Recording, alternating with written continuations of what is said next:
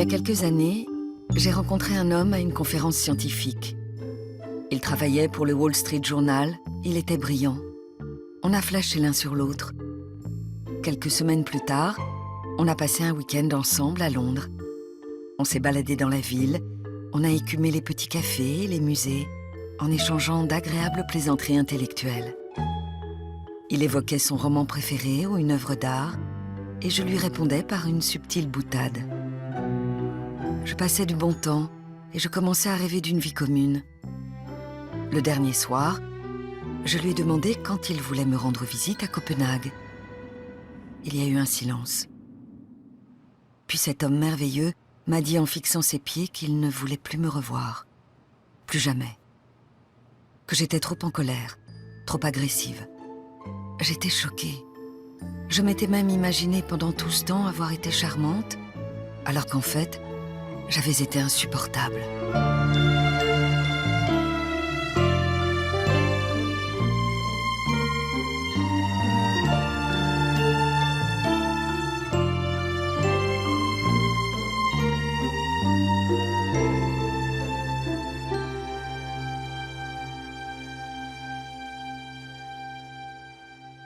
J'ai souvent l'impression d'être en désaccord avec le monde qui m'entoure. Si seulement je pouvais être quelqu'un d'autre. C'est comme si ma personnalité se retournait contre moi. J'aimerais changer. Je m'appelle Lone Frank. Je suis danoise, je suis auteure, journaliste et titulaire d'un doctorat en neurobiologie. Je ne crois pas à l'âme. Ou plutôt, je crois que ce qu'on appelle l'âme est purement biologique. Le point de départ, c'est notre génome. Il joue un rôle décisif dans la façon dont nous fonctionnons et dont réagit notre cerveau. Nous, les humains, nous sommes des machines biologiques complexes et j'aimerais trouver le moyen de changer en apprenant à me connaître moi-même. J'ai décidé de faire un voyage, de rendre visite à des généticiens de renommée mondiale pour comprendre mon propre héritage génétique. Mais je dois d'abord savoir qui je suis et évaluer ma personnalité. À cet effet, je vais utiliser un outil scientifique reconnu, le modèle en 5 facteurs. Ce test révèle les dimensions et les facettes de la personnalité. Je réponds à un questionnaire en ligne en 200 points, puis je rencontre un psychologue pour faire le bilan. On peut décrire la personnalité à l'aide de 5 facteurs qui s'appliquent à chacun de nous. Le premier, ce sont les réactions émotionnelles. On mesure les émotions négatives et l'impact qu'elles produisent. Votre score est élevé. Qu'en dites-vous? J'en ai toujours eu conscience. S'il y a une chose qui me caractérise, c'est bien ça. Je me focalise sur les choses négatives. La dimension suivante, c'est l'extraversion. Et là, votre score est faible. Les personnes situées tout en haut de l'échelle aiment la compagnie des autres. Honnêtement, j'ai l'impression que les gens me pompent mon énergie. Alors, ça veut dire que... En fait, je n'aime pas beaucoup les gens. D'accord. Surtout s'ils s'approchent trop près. La dimension suivante, c'est l'agréabilité. Votre score pourrait difficilement être plus bas. Cette dimension correspond aux relations humaines. Les gens qui obtiennent un score élevé vont vers les autres. Ceux qui ont un score faible les tiennent à l'écart. D'après ce que je comprends, c'est votre cas. Oui, mais je ne pensais quand même pas être tout en bas de l'échelle.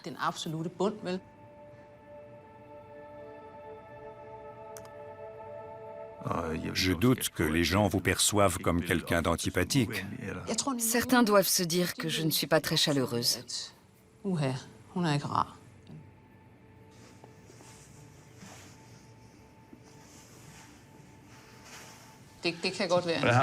Qu'est-ce que ça vous fait de voir ça comme ça, sur le papier, de l'extérieur?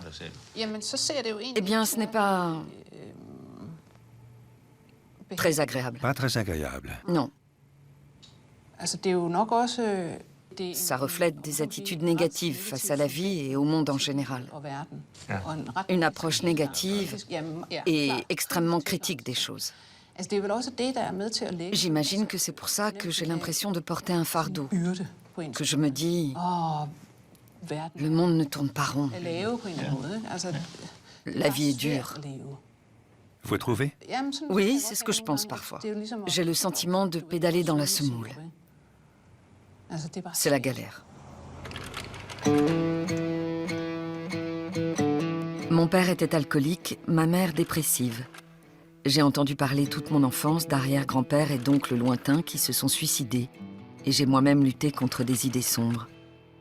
Mais quelle est la part de la génétique dans tout ça? Quel pourcentage de ce que je suis était là dès le départ? Notre vie est-elle prédéterminée dès la naissance par notre matériel génétique?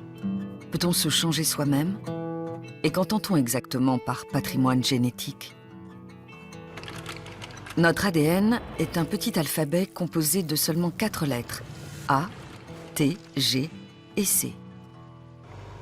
On pourrait dire que les êtres humains sont créés à partir d'informations, d'une série de lettres qui, ensemble, forment des phrases. Ces phrases sont nos gènes. Pour moi, ce sont comme les phrases d'un livre, une sorte de schéma interne qui définit nos possibilités. Nous sommes au cœur d'une révolution génétique et les tests sont désormais accessibles à tous. J'ai envoyé un échantillon de salive à un laboratoire islandais qui a identifié, parmi les quelques 25 000 gènes présents dans mes cellules, ceux qui étaient les plus importants. De nos jours, chacun peut étudier son matériel génétique. Les phrases de notre livre personnel nous dévoilent des secrets sur notre apparence physique, sur les maladies auxquelles nous sommes prédisposés. Mais prédisent-elles également ce qui se passe dans notre tête? Nous révèlent-elles qui nous sommes ou qui nous pouvons devenir? J'ai une vision assez sombre du monde, et c'est sous le ciel gris de Newcastle que je vais rencontrer un spécialiste de la personnalité. Daniel Nettle est professeur de psychologie. Il s'intéresse aux mécanismes de la personnalité et aux raisons pour lesquelles nous sommes ce que nous sommes. J'ai fait le test du modèle en 5 facteurs. Jetez-y un œil. Je suis quel genre de personne? Une seconde. On ne peut pas dire que vous soyez une personne sociable, mais vous êtes potentiellement très créative. Et ça, vous souffrez parfois d'insomnie, mais vous faites plein de choses intéressantes. Oui. Mais tout ça, vous le savez déjà, puisque ce test s'appuie sur vos propres réponses. Oui. Je crois qu'on se demande tous ce que c'est que la personnalité. C'est une notion très floue. Eh bien, il y a des gens dont on peut anticiper les réactions. Certains amis, vous vous glissez derrière eux, vous faites du bruit, ils vont sauter au plafond. Alors que d'autres vont simplement dire « Pourquoi tu as fait ça ?» Il existe des différences fondamentales au niveau du système nerveux. C'est ce qui détermine la façon dont les gens réagissent. Par exemple, s'ils ont facilement peur ou pas. Et c'est une constante dans la vie. Si enfant vous aviez facilement peur, vous aurez facilement peur à l'âge adulte. Je me suis intéressé au bonheur. J'ai fait beaucoup de recherches. Et j'ai découvert que ce qui conditionne le bonheur d'un individu, disons de 40 ans, ce n'est pas son salaire, ni la beauté de sa femme, ni sa réussite professionnelle. C'est le bonheur qu'il éprouvait à l'âge de 15 ans. C'est incroyable. C'est choquant en fait. C'est une découverte terrifiante, mais il y a des constantes dans la vie des gens. Les enfants anxieux deviennent des adultes anxieux. Les enfants souriants deviennent des adultes heureux. C'est quelque chose qu'on garde. Si vous leur posez la question, beaucoup de gens vous diront, mais ce n'est peut-être qu'une illusion, qu'ils peuvent changer de personnalité.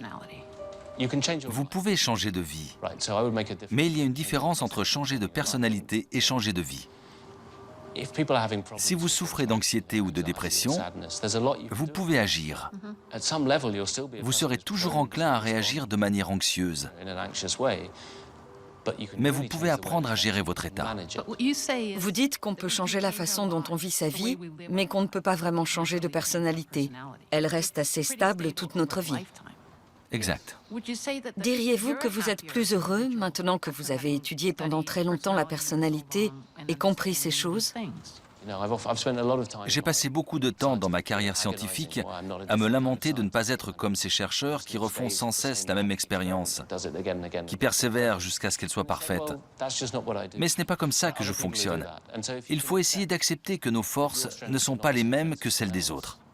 Au lieu de se forcer à changer, il faut se dire « voilà qui je suis, voilà mes atouts ».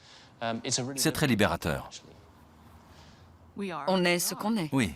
Mais pour beaucoup de gens, ça paraît fou. Ça leur paraît fou jusqu'à ce qu'ils aient leur deuxième enfant. Et là, ils disent « j'ai tout fait pareil, et pourtant, entre l'aîné et le cadet, il y a autant de différences qu'entre un martien et un terrien. Ils sont différents, ils réagissent différemment. Et c'est pour ça que je ne me comporte pas de la même manière avec chacun d'eux. » On peut donc en conclure que la redistribution des cartes génétiques joue un rôle considérable.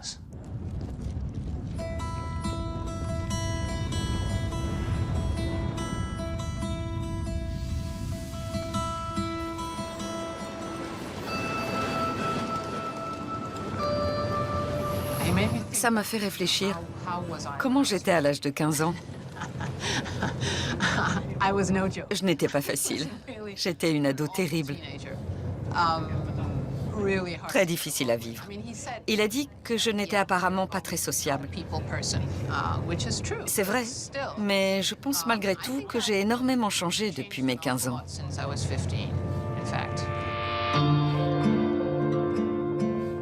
D'après Daniel Nettle, je devrais m'accepter comme je suis et renoncer à changer. S'en remettre au destin, ça me semble dépassé. Je ne peux pas me limiter à ça. Me contenter d'accepter le côté sombre contre lequel je me bats. Je veux mieux comprendre ce qui m'a façonné. C'est bizarre. Quand je repense à mon enfance, ce ne sont presque jamais les premières années qui me reviennent en mémoire. La maternelle, l'amour de mes parents et de mes grands-parents, les jeux avec les enfants du quartier, l'existence douillette et sûre des classes moyennes. Non, pour moi, l'enfance s'est cristallisée autour d'un drame survenu plus tard, d'une époque dont je n'ai aucune photo, car personne n'a eu l'envie ni l'énergie de l'immortaliser. Mon père buvait beaucoup. Alors que j'avais 12 ans, mes parents ont divorcé. Ils se sont déchirés. La famille a éclaté. Peu après, ma mère a appris qu'elle avait un cancer. Elle est morte alors que j'étais encore au lycée. Pour moi, c'est ça mon enfance. Je sens que c'est ce qui m'a façonnée. À Londres, je vais rencontrer le psychologue Robert Plomin, qui a mené une étude sur de vrais jumeaux génétiquement identiques pour déterminer si l'environnement familial joue un rôle sur la construction de notre personnalité. Sait-on dans quelle mesure nos parents et notre éducation déterminent notre personnalité d'adulte? On peut penser, sans trop se tromper, que l'éducation joue un rôle majeur. Les enfants grandissent avec leurs parents et ces derniers ont beaucoup d'influence sur eux. J'ai remarqué une chose chez mon père. Il a toujours été soupe au lait. C'est un sanguin. C'est quelqu'un d'équilibré, mais quand il se met en colère, il explose. Et je retrouve cette tendance chez moi. On peut donc raisonnablement penser que j'imite sa façon, sa mauvaise façon de gérer les situations difficiles.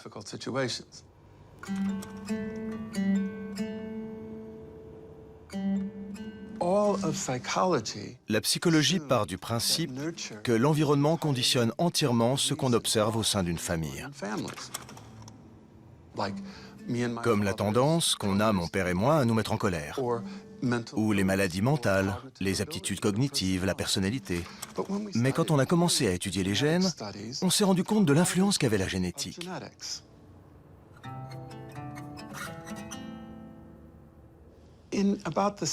Dans les années 1970, John Lewin a écrit un livre. C'est ce vieux bouquin tout écorné qu'on ne trouve plus en librairie. Ce livre s'intitule Hérédité, environnement et personnalité, une étude de 850 paires de jumeaux. C'était la première fois qu'un auteur rassemblait de telles informations pour montrer que la composante génétique est si forte qu'elle explique l'origine des ressemblances familiales. Ce qu'on observe au sein d'une famille relève à la fois de l'inné et de l'acquis. Mais il semble que c'est l'inné qui explique les ressemblances familiales.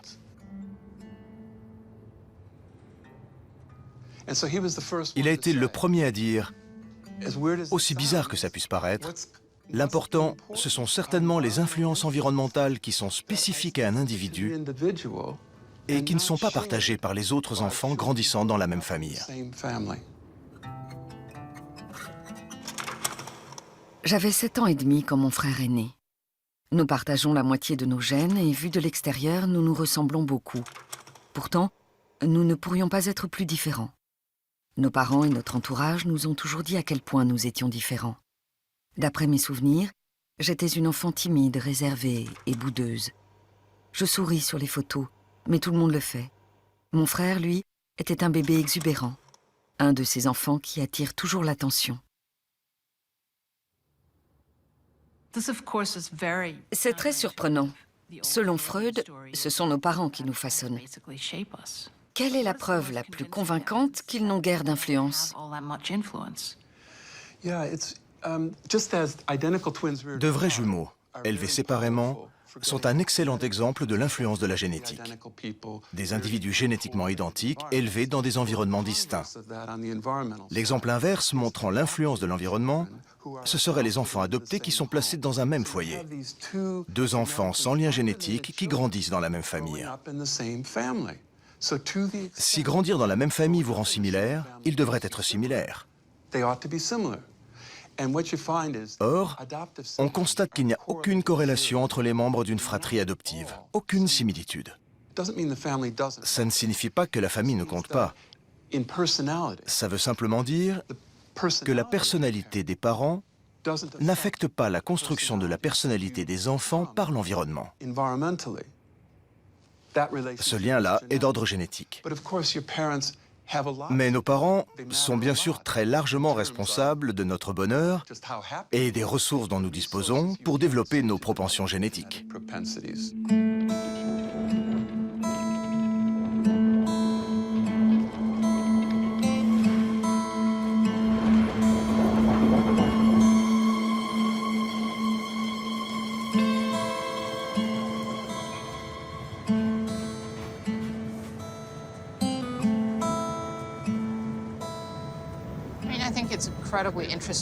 Je trouve ça extrêmement intéressant de se dire que le seul environnement qui ne semble pas affecter notre personnalité, notre psychologie, c'est précisément celui qu'on croyait être la base de tout. L'environnement familial, le père et la mère. C'est tellement contraire à l'intuition. Ça paraît incroyable. Mais comme l'a dit Robert Plomin, en observant des enfants, des jeunes enfants, voire des fœtus, on constate que leur réaction aux stimuli et aux événements est à la fois différente et caractéristique. Donc oui, on a bel et bien une personnalité, et celle-ci s'acquiert très tôt. Si les gènes nous façonnent davantage que ne le font nos parents, comme l'affirme Robert Plomin, j'ai besoin d'en savoir plus à leur sujet, de connaître leur rôle exact. Je contacte l'université Duke, en Caroline du Nord, pour prendre rendez-vous avec un spécialiste dont les travaux repoussent les limites des connaissances. Pendant mon vol au-dessus de l'Atlantique, je me plonge dans les premières études qui décrivent les interactions entre les gènes et l'environnement. Une lecture intéressante. Nous connaissons une poignée de gènes qui agissent dans notre cerveau et exercent une influence déterminante sur notre psychisme et notre personnalité. 2 de ces gènes sont appelés MAOA et SERT. Ils présentent chacun 2 variantes qui ont une influence différente sur la chimie du cerveau. Une variante robuste et une variante sensible.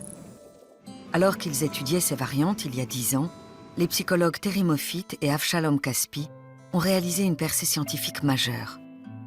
En examinant plus de 1000 individus, ils ont découvert que la combinaison de l'environnement et de telle ou telle version de ces gènes a une influence majeure sur le comportement de l'enfant devenu adulte. Une variante sensible du gène MAOA couplée à une enfance traumatisante entraîne un risque accru d'agressivité, voire de délinquance. De même, une variante sensible du gène SERT couplée à des traumatismes subis dans l'enfance entraîne un risque accru de dépression. En bref, ce ne sont pas les gènes seuls ni les traumatismes seuls qui déterminent notre développement. Tout dépend de la façon dont a été concocté notre cocktail personnel d'inné et d'acquis. L'étude de mon propre matériel génétique m'a désagréablement surprise. Il s'avère que je n'ai que des variantes à risque, aucune robustesse. J'ai un peu l'impression d'avoir perdu à la grande loterie génétique. Dois-je me considérer comme une vraie catastrophe? Comme une personne qui a besoin d'être dorlotée et couvée? J'ai besoin de comprendre le lien entre l'action de ces gènes dans mon cerveau et ma façon d'appréhender le monde. Dans ses travaux de recherche, Ahmad Hariri établit des ponts entre la génétique pure et la vie telle qu'elle est réellement vécue.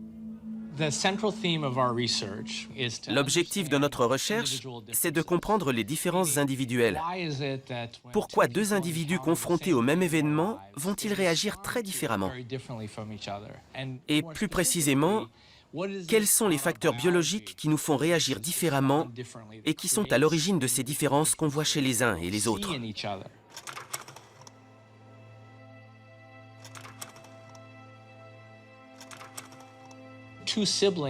Un frère et une sœur peuvent réagir très différemment face à la mort d'un parent.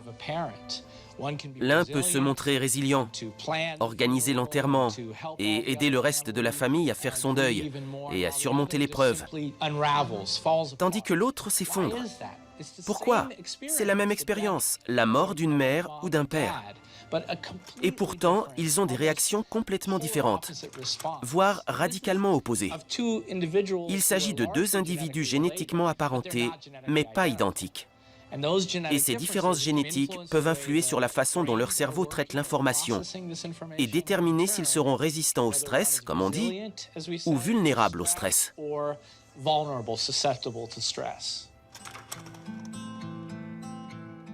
Quand notre mère est morte, je me suis complètement effondrée.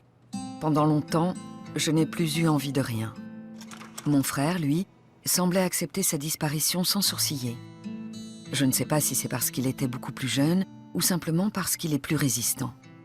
Aujourd'hui encore, il fait partie de ces gens capables de gérer n'importe quelle forme de stress.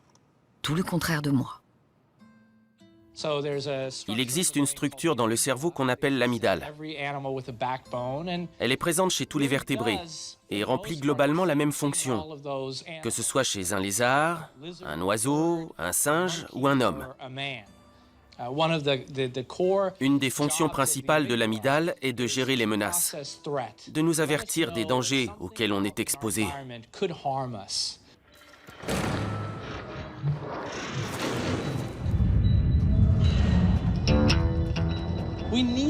On a besoin du stress. Il est absolument essentiel à la survie de toutes les espèces. Sans le stress, notre espèce se serait éteinte il y a très longtemps. Car rien ne nous déstabiliserait, rien ne nous stimulerait. On avancerait à l'aveuglette, et paf, on se ferait manger par un lion au point d'eau. C'est pas terrible. Mais ce stress doit être régulé. Il faut réagir. Mais une fois qu'on a géré le stress, il faut être capable de se calmer et d'inhiber la réaction de stress. Ça fait intervenir une autre zone du cerveau. Absolument. L'amygdale ne s'occupe pas vraiment de ce qui se passe par la suite. J'aime la comparer à une sorte de chien de garde. Quand on est dans notre lit la nuit, qu'on dort et que notre chien se met à aboyer très fort, l'amygdale détecte un problème, comme le chien. Il se passe quelque chose dehors. Ça ne me plaît pas. C'est différent, c'est bizarre. Je vais avertir mon maître. Je vais lui faire savoir que ça m'inquiète.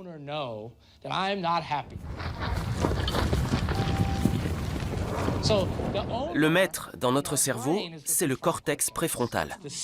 C'est dans ce cortex que se loge l'aptitude assez unique de l'être humain à créer, à prédire, à identifier des schémas dans son environnement et, dans ce contexte, à contrôler de très près son comportement. C'est le directeur exécutif. Exact. Le chien aboie, je me lève, je sors de mon lit et je vais voir ce qui se passe. Je vais voir mon chien, je regarde par la fenêtre et je constate que c'est juste une bande de gamins qui passent en faisant du bruit. Mon devoir en tant que maître, en tant que personne responsable, est de dire à mon chien « tout va bien, on retourne se coucher ».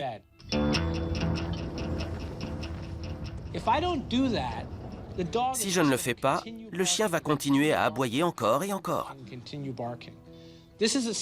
C'est en gros ce qui se passe dans le cerveau d'une personne qui présente des troubles anxieux.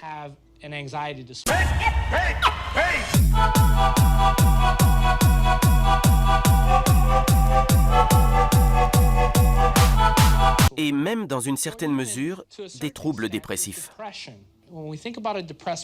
Une personne dépressive donne l'impression d'être coupée du monde, repliée, centrée sur elle-même. Son état est à bien des égards la conséquence d'une réaction excessive. La personne a été bombardée de stimulation. Son amygdale a réagi de manière excessive, faute d'un contrôle préfrontal approprié. Et elle s'est renfermée en elle-même.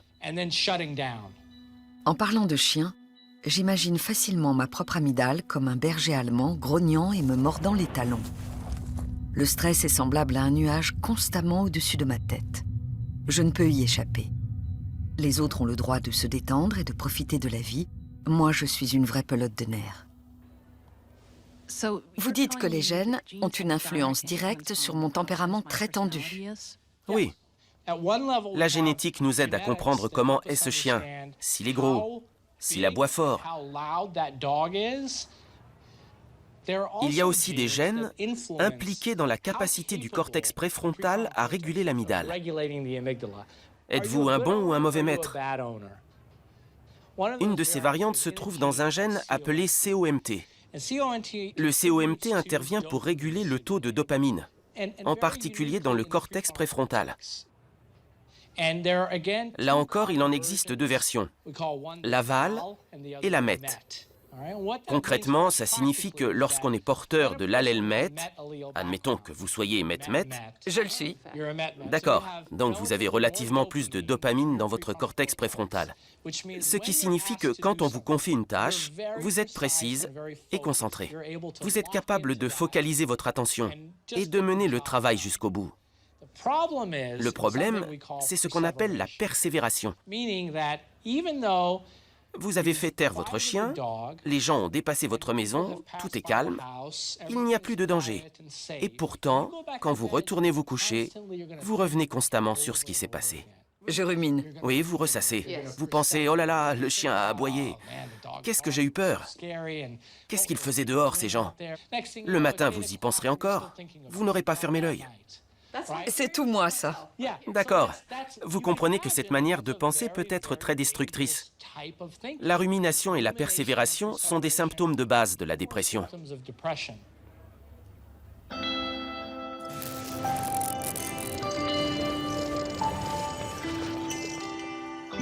Je sais que l'être humain n'est qu'une machinerie biologique, mais c'est une sensation étrange d'être capable de relier cette connaissance abstraite à quelque chose qu'on sent au plus profond de soi. Les mécanismes chimiques évoqués par Ahmad Hariri collent parfaitement avec ma propre expérience du monde, avec ma façon de le voir, de le ressentir. Je ne connais que trop bien la rumination. Il suffit qu'un ami me fasse une remarque pour que je me mette à ruminer. Je me réveille à 4 heures du matin et je me répète de manière obsessionnelle « Que voulait-il dire par là ?»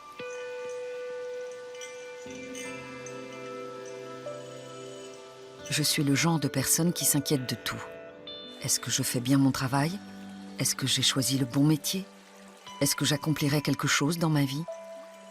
Mon cas corrobore les découvertes des scientifiques sur le gène COMT. Les gens comme moi, porteurs de 2 allèles MET, appartiennent à la catégorie des inquiets, tandis que les gens qui possèdent 2 allèles VAL sont des fonceurs, des guerriers. Les guerriers agissent et réagissent, alors que les inquiets méditent et ruminent. Maintenant que je connais ces données génétiques, est-ce que j'ai un moyen d'agir? Je possède tous les allèles dits à risque. Et j'ai aussi des problèmes de personnalité. Névrosisme élevé, agréabilité très basse. Les gens qui me demandent ce qu'ils peuvent faire sont souvent surpris de la réponse. Ils s'attendent à ce que je dise « on va mettre au point un médicament pour ci, pour ça ». En fait, nous disposons des outils comportementaux qui permettent de rééduquer le cerveau. On peut appliquer différentes stratégies comportementales en fonction du patrimoine génétique. L'idée est de calmer le chien de garde à travers une rééducation systématique. C'est une possibilité. L'autre possibilité, c'est de suivre une approche descendante, qui consiste à reprogrammer le cortex préfrontal pour le rendre plus flexible. Il s'agit ici d'une décision consciente de se concentrer sur le positif. Mais si vous étiez meth-meth avec 2 allèles courts, que feriez-vous? Sans doute un mélange des deux. En fait, vous savez ce qui pourrait marcher dans votre cas? C'est de boire un petit verre à la fin de la journée. En fait, je bois 2 verres de vin rouge par jour. Ok. Je le fais pour mon cœur. Mais je peux dire que je le fais pour mon cortex préfrontal. Oui, il faut... Ça va vous paraître un peu bizarre, mais quelqu'un comme vous a besoin de déconnecter. Oui. Voyez, juste arrêter de penser. Et un des meilleurs moyens de réduire l'efficacité du cortex préfrontal, c'est de boire de l'alcool. Super. D'accord? Travaillez sur vos capacités attentionnelles. Continuez à boire 2 verres de vin par jour et ça devrait aller.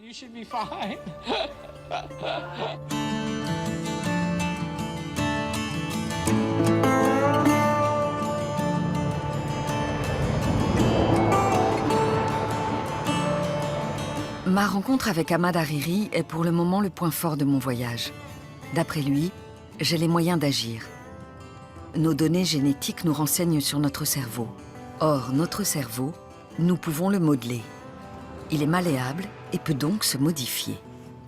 Peut-être y a-t-il des choses à faire, même pour quelqu'un qui a un bagage comme le mien. Mais qu'en est-il lorsqu'on a tiré le mauvais numéro, biologiquement parlant? Quelle sorte de personne devient-on lorsqu'on a la pire combinaison possible de gènes et d'activité cérébrale? Je quitte la Caroline du Nord pour Albany, dans l'État de New York. Je dois y rencontrer un homme qui a étudié pendant des années des scanners de cerveau de criminels. Non pas de simples pickpockets, mais de gens qui ont commis des atrocités. James Fallon étudie le fonctionnement interne de meurtriers de masse. J'ai remarqué, après avoir étudié une vingtaine de cas, qu'ils pouvaient présenter des lésions dans diverses parties du cerveau, mais qu'on retrouvait chez tous un schéma de base. Une activité très faible à la base du lobe frontal, ainsi que dans l'amygdale, dans les lobes temporaux. Les zones du cerveau qui contrôlent le plaisir, la violence, le ça, notamment l'amygdale, fonctionnaient au ralenti. Quant à la zone impliquée dans le contrôle du comportement, dans l'inhibition du comportement, et aussi des codes éthiques et moraux, elle était également désactivée. Chez ces personnes, la zone du cerveau qui nous dit « attention, ce n'est pas bien, il ne faut pas faire ça », cette zone était désactivée.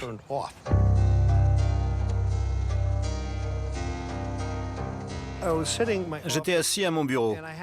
J'avais une énorme pile de scanners. Beaucoup de meurtriers. Des meurtriers impulsifs, des psychopathes, quelques gens normaux. Et là, on frappe à la porte.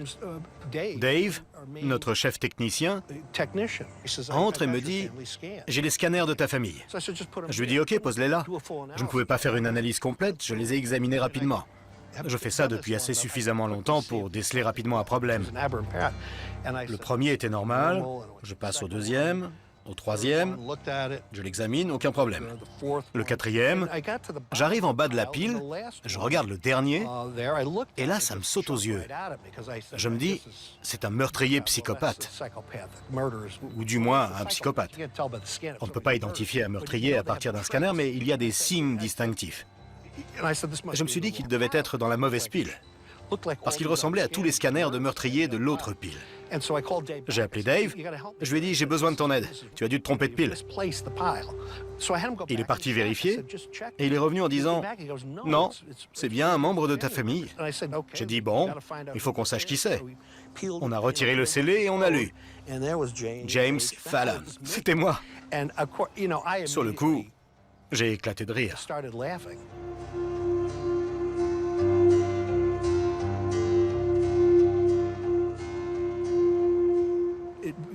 Ça m'a complètement décontenancé, mais ça ne m'a pas inquiété, parce que je sais que je n'ai jamais tué ni violé qui que ce soit.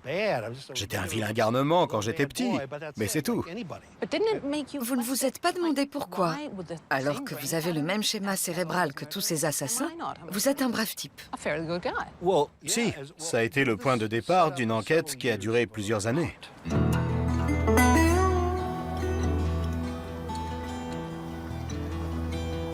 James Fallon et moi poursuivons le même but, une meilleure connaissance de nous-mêmes au niveau moléculaire.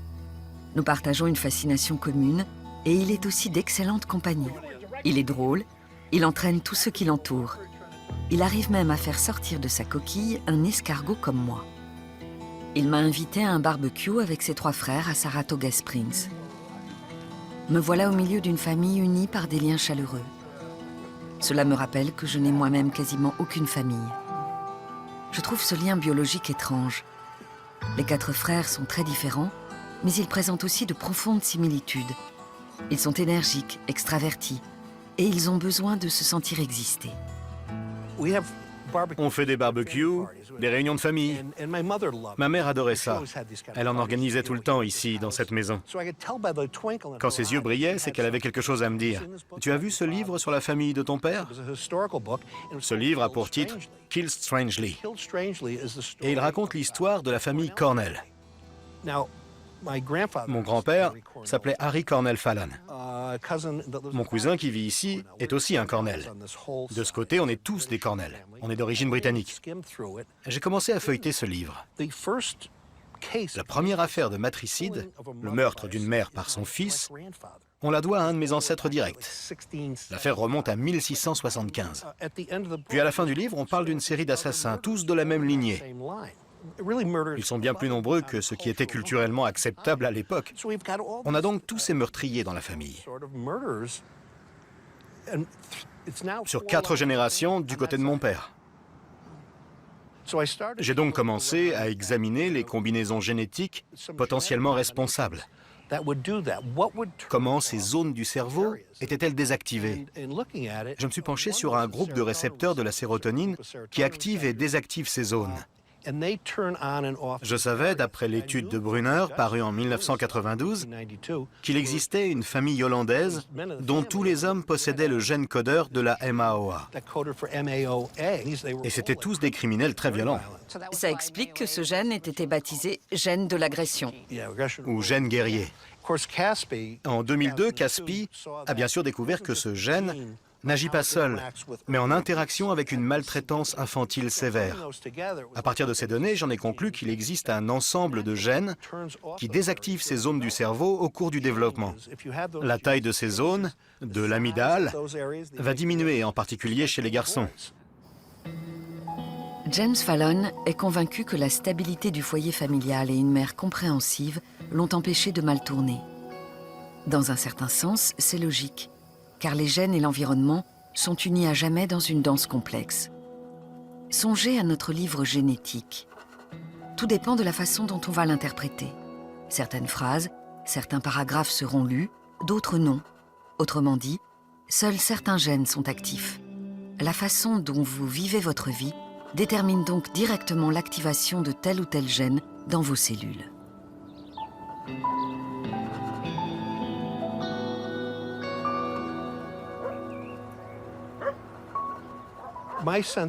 Je ressens la même empathie pour tout le monde.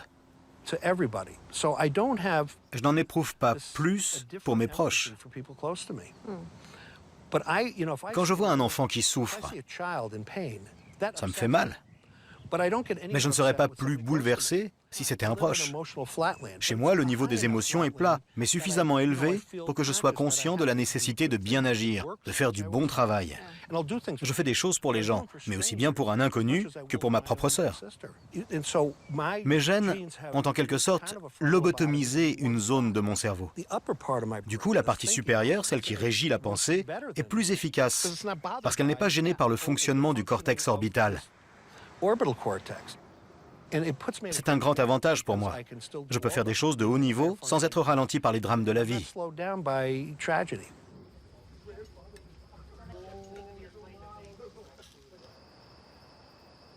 James Fallon a été diagnostiqué psychopathe prosocial, donc bon psychopathe, et il s'en accommode.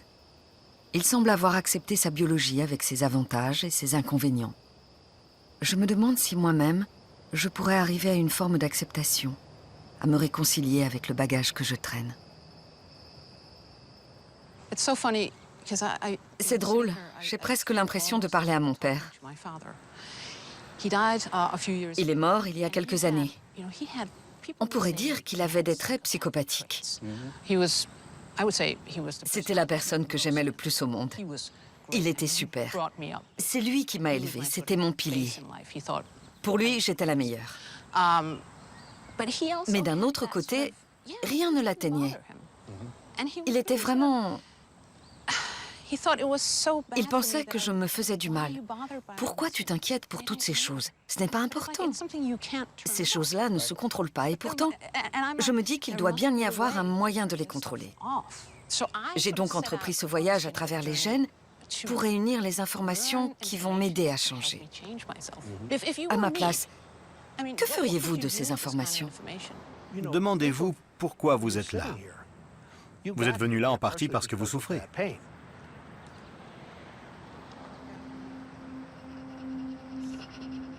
Oui. Probablement. C'est ce qui vous motive, ce qui vous pousse à agir. Regardez les artistes. Il y a beaucoup de gens créatifs qui sont dépressifs, souvent bipolaires. Ils nagent en eau trouble, là où personne ne veut aller, tout au fond. Ils ne produisent rien, mais quand ils refont surface... Ils en font quelque chose. Oui, ils en ramènent quelque chose d'extraordinaire. Et pour moi, c'est un don.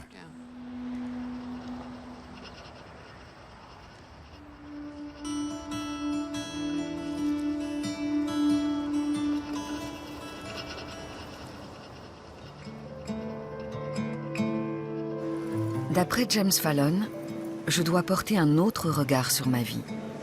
Ce que je considère comme une faiblesse peut aussi être une force. Mais c'est facile à dire pour lui. C'est un gentil psychopathe.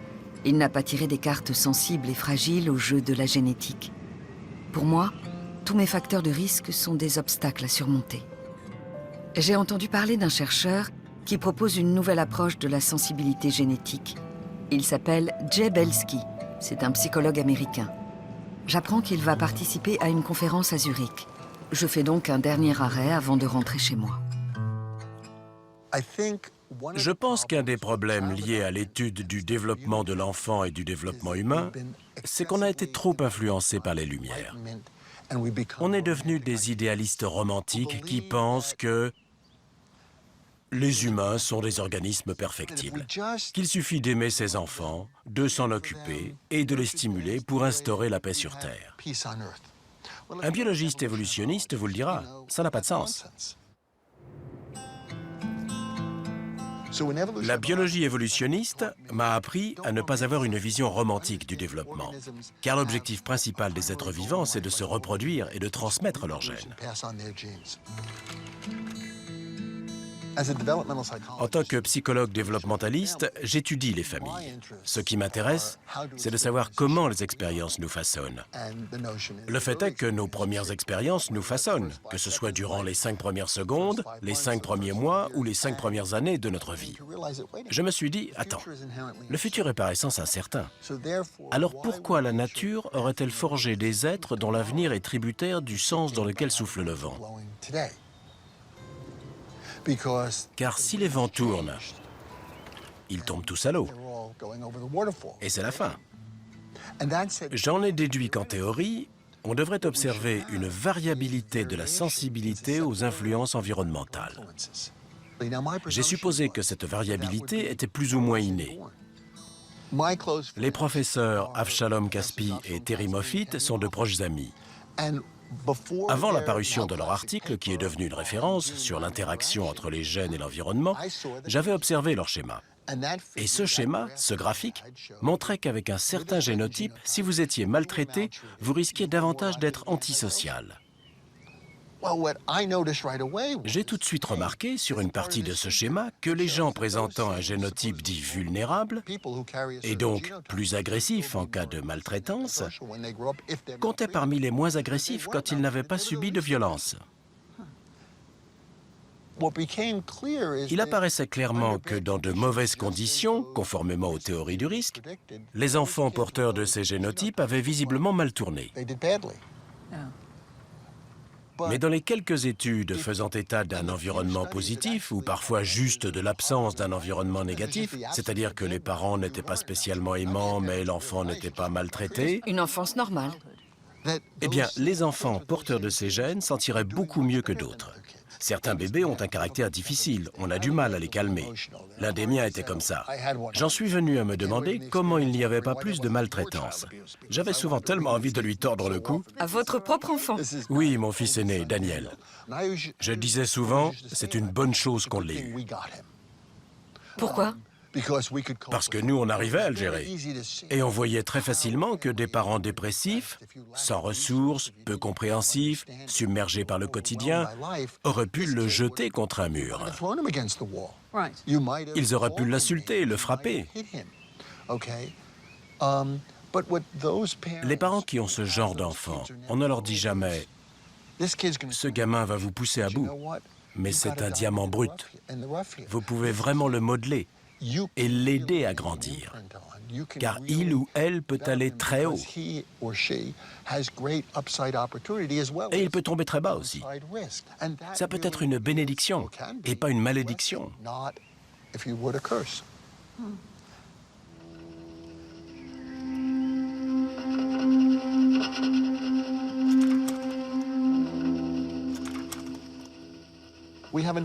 Un autre concept entre en jeu, le concept de résilience.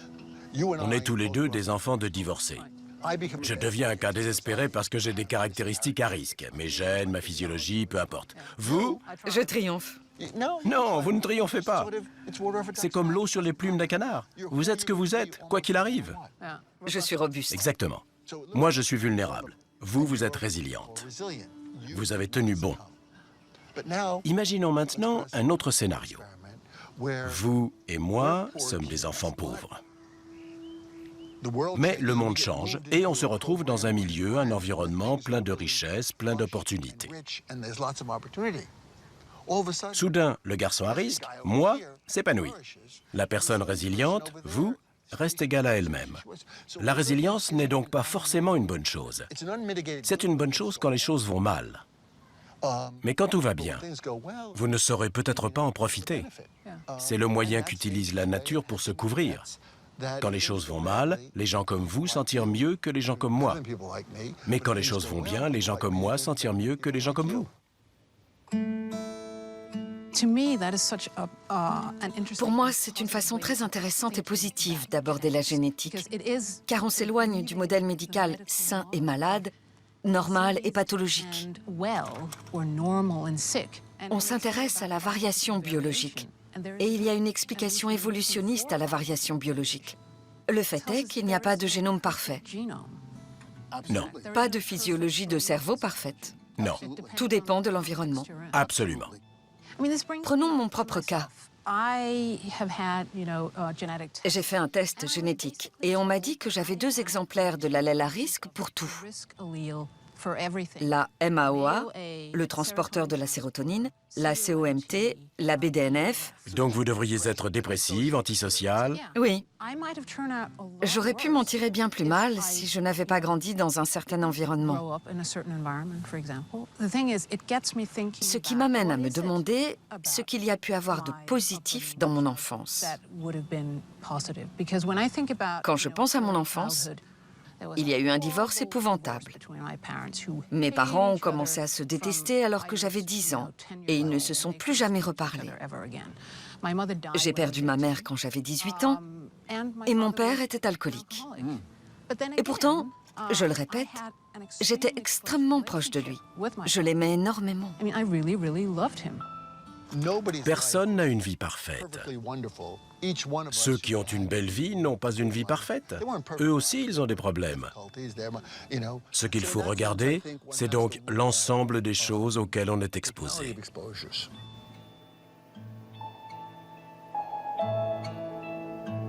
Tous les matins, quand j'avais entre 3 et 6 ans, mon père m'emmenait à la maternelle à vélo. C'était 20 minutes de bonheur. On parlait de tout et de rien. Parfois, on jouait aux échecs à l'aveugle. Dans ces instants-là, le monde s'ouvrait à moi. Il n'y a pas de vie parfaite, ni de matériel génétique parfait. Nos gènes ne sont ni bons, ni mauvais. On a tous notre place dans le grand jeu de l'évolution. Et la nature sait mettre à profit toutes nos variations. Mon voyage à travers la génétique m'a permis de lever le voile sur ma propre machinerie interne. L'information contenue dans les gènes est figée, mais ce n'est qu'un point de départ. L'environnement et les gènes ne sauraient être considérés l'un séparément de l'autre. Il existe entre eux un échange perpétuel. On peut dire que les gènes et l'environnement ont rendez-vous dans notre cerveau. Le cerveau est plastique et malléable. J'ai eu un aperçu des particularités physiques du mien et je pense pouvoir apprendre à contrôler mon amygdale et à modérer mon cortex frontal. Je devrais pouvoir réfréner ma propension à ruminer en pensant autrement. Il n'est peut-être pas possible de changer radicalement de personnalité, mais il est essentiel de voir les possibilités et pas seulement les limites. Changer le regard qu'on a sur soi-même et changer de perspective peut faire toute la différence. Ce que je considérais comme une enfance désastreuse, une personnalité altérée et une constitution génétique fragile m'apparaissent aujourd'hui sous un jour différent. J'aurai sans doute des problèmes à l'avenir, des hommes qui ne me comprendront pas, des nuits sans sommeil. Mais je sens que je me connais mieux, biologiquement parlant, et ça me donne de la force. La révolution génétique ne fait que commencer. Les chercheurs n'ont fait qu'effleurer les possibilités de cette science en plein essor. Ce qui nous apparaît aujourd'hui comme extrêmement complexe fera bientôt naturellement partie de notre vie. Aura-t-on alors la même perception de nous-mêmes? La nature humaine s'en trouvera-t-elle modifiée?